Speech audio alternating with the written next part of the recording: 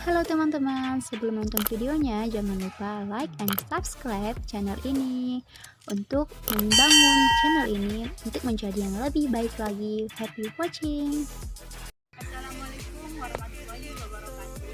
Kerajaan merupakan bentuk pemerintahan yang ada di sebuah negara yang biasanya dipimpin oleh seorang raja. Nah, kerajaan pada zaman dahulunya itu digunakan sebelum manusia mengenal sistem pemerintahan seperti yang ada saat ini. Di Indonesia sendiri terdapat beberapa kerajaan dari Sabang sampai Merauke. Nah, salah satunya yang ada di Desa Hurusapeda, Kecamatan Desa, Kabupaten Padang Lawas ini.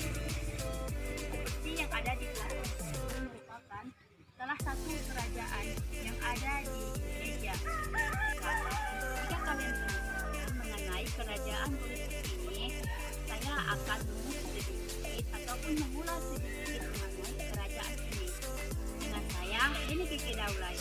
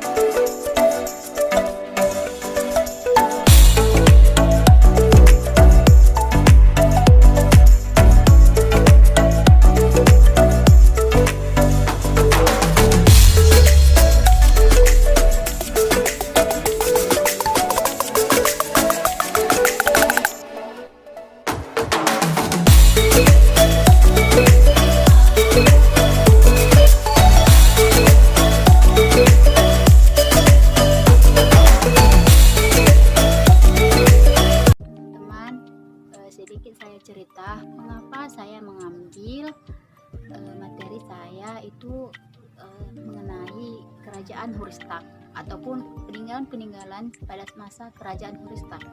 Itu karena saya pikir-pikir tidak banyak gitu ya kan orang yang mengetahui tentang keberadaan kerajaan ini. Bahkan masyarakat sekitarnya juga cuma sebatas mengetahui, oh di tempat kami itu ada sebuah kerajaan dulunya, oh tempat kami dulu pernah terjadi sebuah tragedi, sebuah kejadian dan lain-lainnya, tapi tidak mengetahui bagaimana sih sebenarnya kejadian tersebut berlangsung, apa-apa sajakah yang terjadi pada saat itu, dan bagaimanakah situasi yang ada di masyarakat pada saat itu. Nah, saya di sini ingin menjelaskan sedikit pemahaman yang saya ketahui gitu mengenai kerajaan ini sendiri. Saya berlandaskan dari acuan saya, yaitu buku mengenai pembahasan dokumen-dokumen penting Hurustak pada masa lalu hingga masa sekarang. Ini merupakan surat dokumen yang menerangkan sejarah kerajaan Hurustak dari awal Masehi sampai ke kerajaan Hurustak modern yang dinamakan dengan Hurustak Stambun. Hurustak Stambun awal Hurustak menerangkan bahwa kerajaan bermula dari keturunan Sultan Zulkarnain di negeri Rum, seorang raja Husan yang masuk ke Sumatera melalui Selat Melaka dan melewati Laut Tawar, Sungai Barumun, hingga sampai ke negeri Sipagabu, Padang Lawas. Kemudian sang raja menikahi putri raja lokal dan menjadi raja di daerah tersebut. Keturunannya melahirkan Raja Lela Tua sampai berketurunan ke Raja-Raja Huristak di era kekinian. Nama-nama Husan seperti Palawan, Parau, Bahar, Sabal, Jamiah, dan lain-lain tetap tertera pada nama-nama kerajaan Huristak. Kemudian peninggalan-peninggalan Husan masih dapat ditemui di Padang Lawas hingga saat ini. Kerajaan ini sempat berpindah lokasi ke beberapa kali dan hingga kembali lagi ke tempat awal atau tempat semula di Padang Lawas. Substansi atau poin penting dalam Sambung Iskandar Zulkarnain adalah pertama, leluhurnya yaitu Sultan Iskandar Zulkarnain di negeri Ram masuk ke Sumatera melalui Laut Tawar atau Sungai Barumun ke negeri Sipagabu Padang Lawas. Berdasarkan penelusuran genetika didapatkan bahwa Raja Huristak ke-10 bermuka sama persis dengan leluhurnya yang bernama Baktiar Demetrius yang berasal dari India.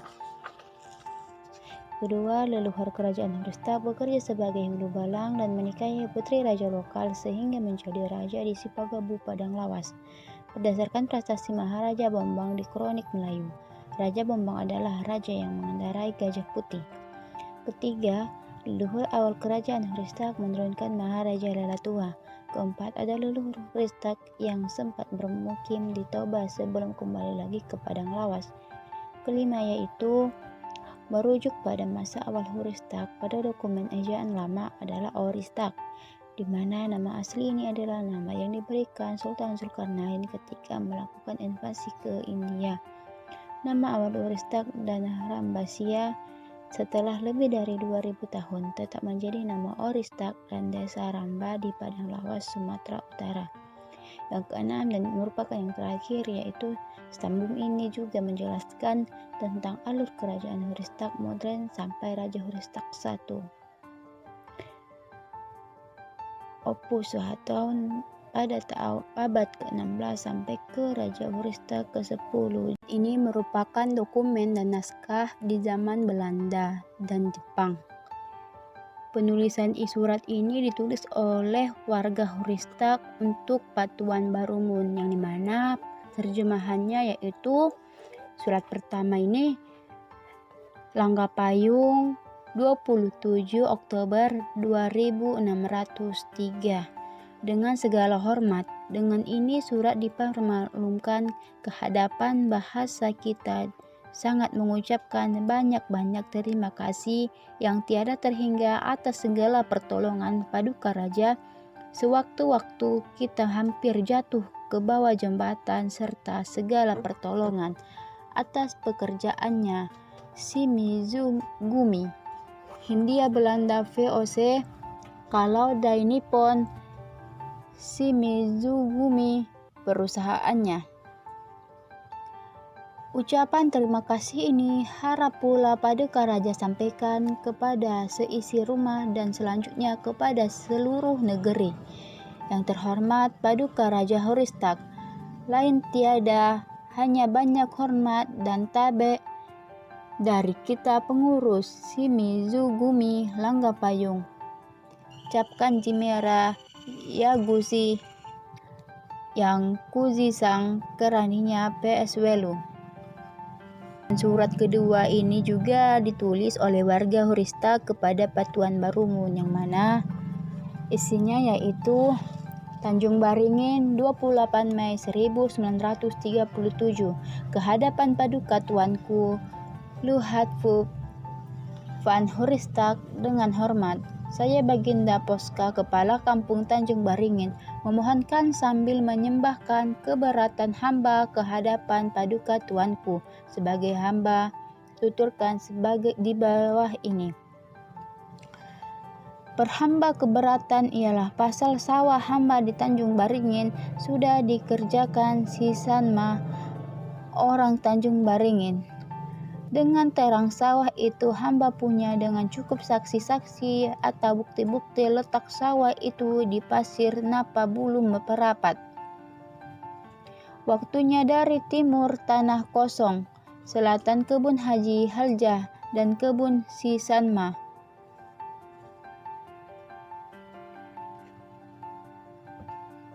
barat sawah Hadeseli, dari utara tanah kosong. Luas sawah saja itu kira-kira 1000 depan bujur sangkar.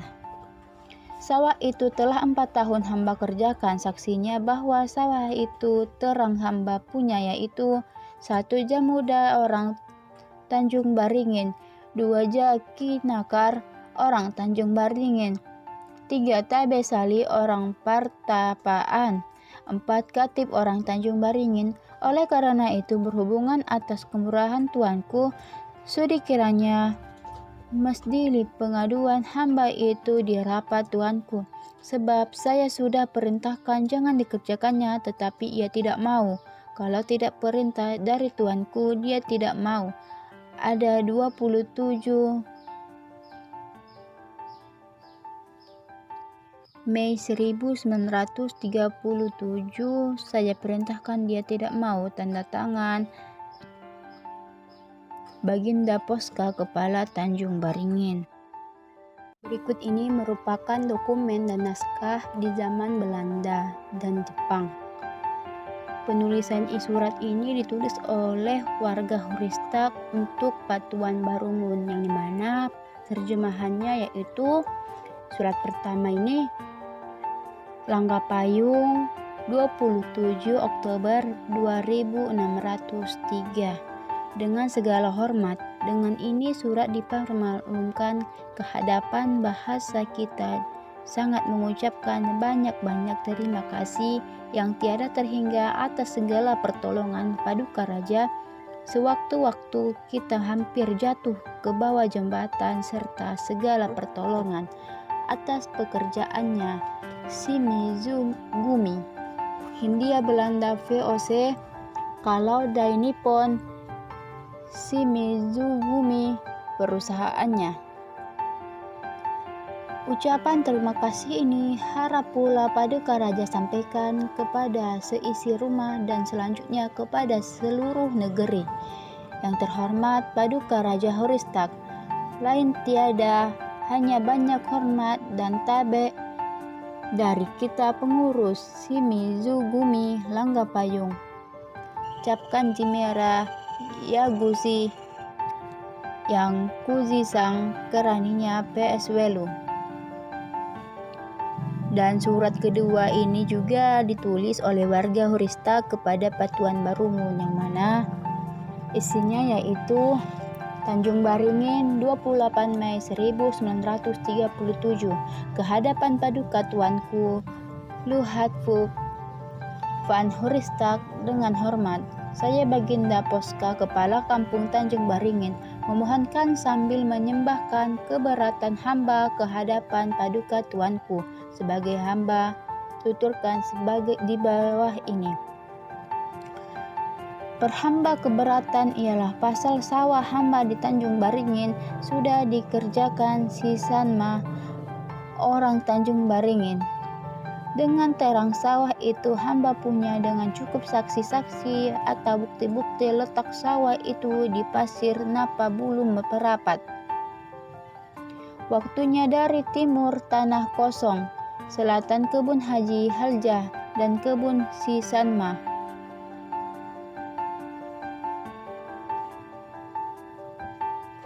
Barat sawah Hadeseli, dari utara tanah kosong. Luas sawah saja itu kira-kira 1000 depan bujur sangkar. Sawah itu telah 4 tahun hamba kerjakan. Saksinya bahwa sawah itu terang hamba punya, yaitu 1 Jamuda orang Tanjung Baringin, 2 Jaki Nakar orang Tanjung Baringin, 3 Tabe Sali orang Partapaan, 4 Katib orang Tanjung Baringin. Oleh karena itu, berhubungan atas kemurahan Tuanku, sudi kiranya mesti pengaduan hamba itu di rapat Tuanku, sebab saya sudah perintahkan jangan dikerjakannya, tetapi ia tidak mau. Kalau tidak perintah dari Tuanku, dia tidak mau. Ada 27 Mei 1937 saya perintahkan, dia tidak mau. Tanda tangan Baginda Poska Kepala Tanjung Baringin. Di sini saya juga mengucapkan terima kasih kepada Patuan Tondi Hasibuan yang sudah menyempatkan untuk membalas chat WA saya dan sudah menjawab beberapa pertanyaan saya mengenai kerajaan Huristak ini. Dan sedikit penjelasan, Patuan Tondi Hasibuan itu merupakan keturunan kerajaan Huristak yang merupakan Raja Huristak ke-12 yang saat ini beliau berada di Bandung dengan kesibukannya sendiri, kesibukannya pribadi. Saya tidak tahu kesibukannya apa, tapi saya sangat berterima kasih di sela-sela kesibukan beliau masih menyempatkan untuk menjawab pertanyaan saya.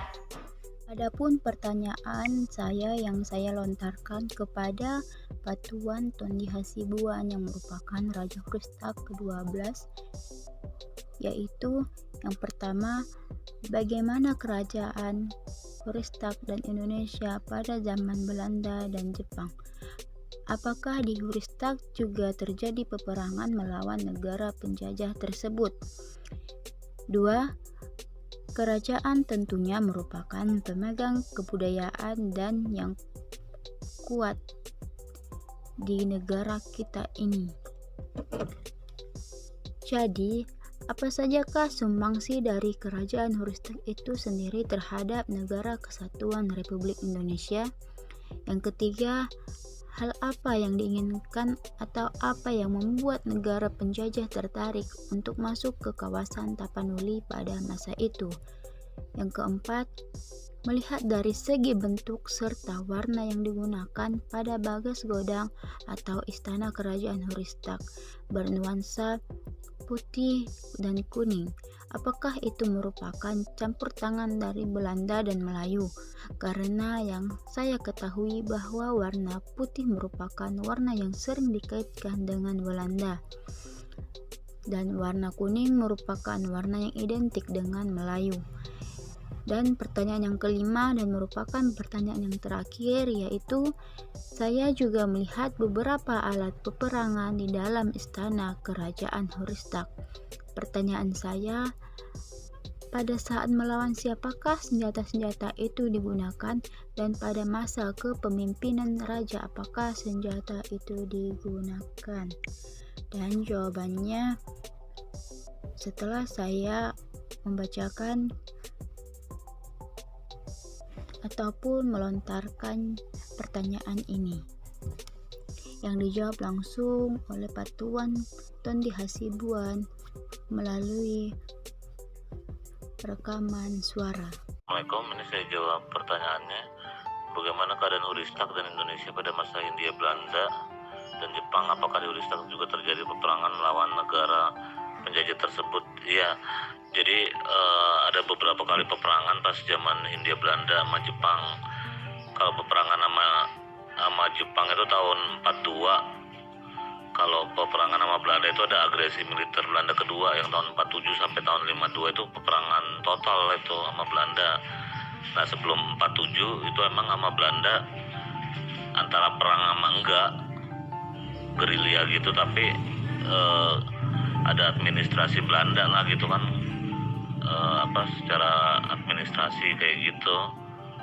Tapi kalau pas tahun 47 48 itu emang perang total sama Belanda di agresi militer Belanda kedua. Cuman kan emang kita gabung sama Indonesia itu tahun 47. Nah, 48 49 50 sampai 52 itu perang sama Belanda. Dan tentunya merupakan pemegang kebudayaan dan yang kuat di negara kita. Jadi apa saja sumbangsi dari kerajaan Huristak itu sendiri terhadap NKRI. Sumbangsi terbesar Huristak kepada NKRI karena dia pas zaman Jepang, zaman Belanda itu emang waktu itu Patuan Barumun yang mimpin tim siasah di Korps Markas Besar Gunung Tua. Nah, itu dulu dia ngasih komando pas perang sama Belanda itu. Dulu kan lambangnya kan kalau udah sangsaka merah putih itu tanda perang. Nah, dia yang mimpin ahli strategi di Korps Markas Tempur Gunung Tua. Nah, kalau yang di buku itu sebenarnya ada sih itu bukti surat-surat perjuangannya itu pas zaman Jepang sama zaman Belanda di situ. Jadi yang diinginkan untuk membuat negara penjajah tertarik untuk masuk ke kawasan Tapanuli pada masa itu. Jadi sebenarnya sebelum Belanda masuk ke situ, abad-abad 15 itu Portugis sudah masuk juga ke situ duluan.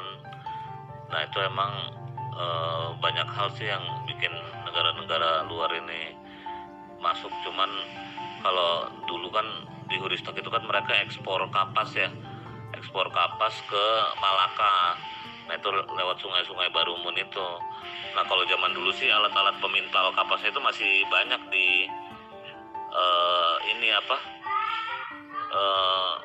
di desa-desa atau mana alat pemintal kayunya itu. Dulu tuh kalau bisa dilihat Facebook Kerajaan Huristak, nah di situ tuh ada surat-surat kebun kayak keempat, mulai dari segi bentuk warna yang digunakan pada bagas godang. Huristak bernuansa putih dan kuning, apakah itu merupakan campur tangan dari Belanda dan Melayu? Dikarenakan saya ketahui bahwa warna putih merupakan warna yang sering dikaitkan dengan Belanda, warna kuning merupakan warna yang identik dengan Melayu. Nah kalau di Huristak itu emang dulu di bendera-bendera adatnya itu warnanya itu kuning, merah sama toska, itu ada arti-artinya. Kuning warna raja, toska apa, merah apa. Nah, itu di bendera-benderanya itu dari Belanda bukan, dari Melayu bukan. Itu kalau dilihat dari kebudayaan itu dari kebudayaan India Macedonia kuno gitu. Kalau warna itu kalau dilihat berapa 2000 tahun sebelumnya. Dan itu di Huristak itu dulu emang warnanya kayak gitu dari berapa tahun yang lalu. Soalnya kan Oristakin kan dulu kan sebelum ejaan baru namanya Oristak, nggak pakai H, Oriestak gitu kan. Nah itu kan Oristak ini kan ada juga yang di Turki sama India atau apa, tapi yang di kita itu baru dari abad 16 ke atas nama Oristak itu. Dan itu yang ngasih nama itu Raja Suhartawan, raja pertama Oristak. Tapi pas zaman Belanda ejaannya itu agak berubah jadi ejaan Indonesia baru, jadi Huristak. Kalau nama-nama di dokumennya sebenarnya nggak pakai H tapi O, Oristak kayak gitu. Pertanyaan nomor 5, itu kan alat-alat perang. Terus terang tahun 70-an itu pernah dipindahkan besar-besaran itu dari Oristak Godang itu, alat-alat itu rata-rata di Museum Adam Malik. Yang tersisa sekarang tuh cuman tombak-tombak, pedang-pedang. Kalau dulu sih tuh banyak kayak semacam senjata-senjata apa, bedil-bedil kayu, tapi dia kayak pistol tangan tapi yang dari kayu sama besi itu. Nah dulu tuh emang mereka alat perangnya itu rata-rata pistol kayu sama tombak itu ada yang tombak biasa, ada yang tombak berambut. Nah tombak berambut itu cuma sisa 3 apa sekarang yang di Medan itu. Kalau dulu sih banyak, itu ada ribuan itu alat-alat kayak gitunya, cuman rata-rata pindah ke Museum Adam Malik itu. Nah, setelah kita mendengarkan penjelasan ataupun jawaban dari Patuan Tondi Hasibuan atas pertanyaan saya yang ada 5 tadi. Nah, sekarang saat ini saya akan menjelaskan sedikit mengenai satu tokoh yang merupakan orang penting dalam memperjuangkan kemerdekaan Republik Indonesia, yaitu namanya Patuan Barumun. Patuan Barumun merupakan pejuang 4 masa pertempuran dari Huristak, yang dimana masa-masa itu yaitu masa Hindia Belanda, masa Jepang, masa kemerdekaan, dan masa revolusi sosial. Patuan Barumun menjadi penasihat khusus Siasa Korps Tempur NNI di Gunung Tua. Selain membantu soal pendanaan, Patuan Barumun juga memberi komando terhadap tentara yang berjuang di garis depan untuk mengusir penjajah. Dan Patuan Barumun wafat pada tahun 1966 setelah tahiyat akhir pada sholat subuh. Selain bangunan istana, terdapat pula bangunan Sopo Godang, peninggalan dari pemerintahan Kerajaan Huristak. Nah, Sopo Kodang ini keadaannya seperti ini saat ini sudah beberapa kali mengalami renovasi. Karena wajar saja melihat usianya yang sudah tua, dan namun sampai saat ini Sopo Kodang ini juga masih dipakai oleh masyarakat setempat. Selain itu, para wisatawan juga tidak dilarang gitu ya untuk datang ke tempat ini untuk melakukan penelitian dan lain sebagainya. Nah, Sopo Kodang ini berbatasan langsung dengan Sungai Barumun yang merupakan alternatif yang digunakan oleh pendiri kerajaan Huristak ini pada zaman dahulu, pendiri yang pertama. Nah, saatnya kita room tour. Ini di sini ada foto-foto dari keluarga dari kerajaan Huristak ini. Nah, ini tadi itu adalah foto dari Patuan Barumun, dan sebelah sini ada foto dari Patuan Tondi Hasibuan bersama Bapak Presiden Republik Indonesia Insinyur Haji Joko Widodo.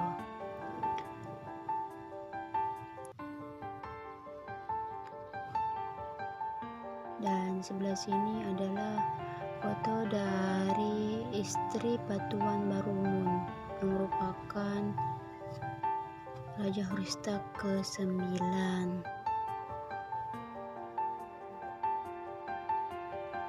Sebelah sini adalah yang di atas ini foto dari Patuan Barumun bersama istri dan cucunya. Ini adalah tengkorak buaya yang menerkam salah satu pejuang dari kerajaan Huristak ini, dan yang di sebelahnya adalah alat musik Mandailing yaitu gondang. Nah, ini adalah semacam aksesoris rumah, aksesoris kerajaan ini.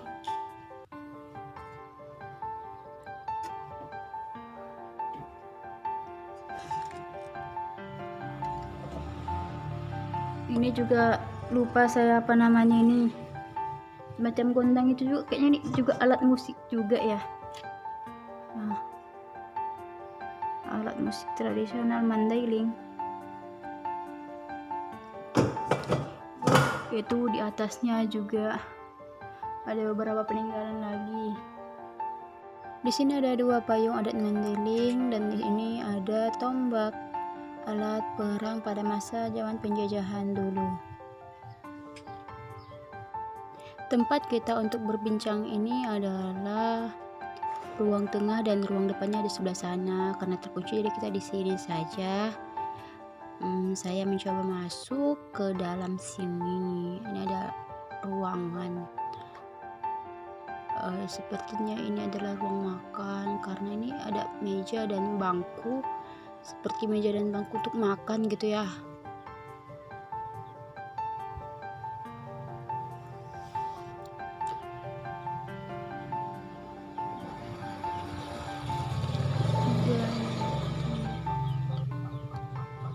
Sebelah sini ada lagi ruangan, dan sebelah sananya juga sebenarnya masih ada ruangan sih, tapi karena waktunya ini juga terbatas dan seperti itu dikunci juga, jadi kita sampai sini saja. Jadi dapat disimpulkan bahwa alur kerajaan Huristak seperti yang ada di dalam naskah yang sudah saya jelaskan, bahwa alurnya itu berawal dari India yang pembawanya itu melewati air Sungai Barumun ataupun air Laut Tawar. Nah, kerajaan Huristak juga pernah mengalami 4 masa ataupun 4 periode dalam sejarah yang dibawa oleh Patuan Barumun, yaitu masa Hindia Belanda, masa Jepang, masa kemerdekaan, dan masa revolusi sosial. Dari naskah-naskah yang ditulis oleh masyarakat Huristak kepada Raja Huristak menunjukkan bahwa Raja Huristak itu merupakan raja yang sangat ditakuti ataupun disegani. Apapun yang dibilangnya selalu dikehendaki ataupun disebut oleh masyarakat Huristak. Makanya masyarakat Huristak sering menggunakan seperti media surat surat menyurat kepada Raja Hurustak seperti itu untuk mengungkapkan apa yang dirasakannya, apa yang terjadi kepadanya untuk dimusyawarahkan oleh Raja Hurustak.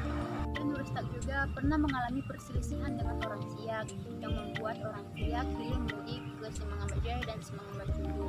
Sampainya mereka ke Semangambajulu, mereka melihat adanya tungku-tungku yang terbenam ataupun memenuhi dari Sungai Barumon. Nah, tungku tersebut ditenggelamkan ataupun digunakan oleh masyarakat buat Hurustak atas kehendak dari Raja Sultan Galungria. Nah, saya saat ini sedang berada di lokasi tersebut. Ini adalah Sungai Barumon yang ada di Semangambajulu tepatnya. Nah, seperti inilah Sungai Barumonnya. Nah, teman-teman, terima kasih sudah menonton ataupun menyaksikan dan menyimak video saya mengenai Kerajaan Hurustak, alur kerajaan Hurustak dan sejarah Kerajaan Hurustak. Kurang dan lebihnya saya mohon maaf. Terima kasih atas partisipasinya. Saya akhiri. Wassalamualaikum warahmatullahi wabarakatuh. Dan Hurustak juga pernah mengalami perselisihan dengan orang Siak yang membuat orang Siak pilih mudik ke Semangambajaya dan Semangambajulu. Sampainya mereka ke Semangambajulu, mereka melihat adanya tungku-tungku yang terbenam ataupun memenuhi dari Sungai Barumon.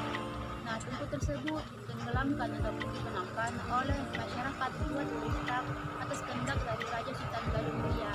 Nah, saya saat ini sedang berada di lokasi tersebut. Ini adalah Sungai Barumon yang ada di Semangambajulu tepatnya. Nah, seperti inilah Sungai Barumonnya. Nah, teman-teman, terima kasih sudah menonton ataupun menyaksikan dan menyimak video saya mengenai Kerajaan Hurustak, alur kerajaan Hurustak dan sejarah Kerajaan Hurustak. Kurang dan lebihnya saya mohon maaf. Terima kasih atas partisipasinya. Saya akhiri. Wassalamualaikum warahmatullahi wabarakatuh.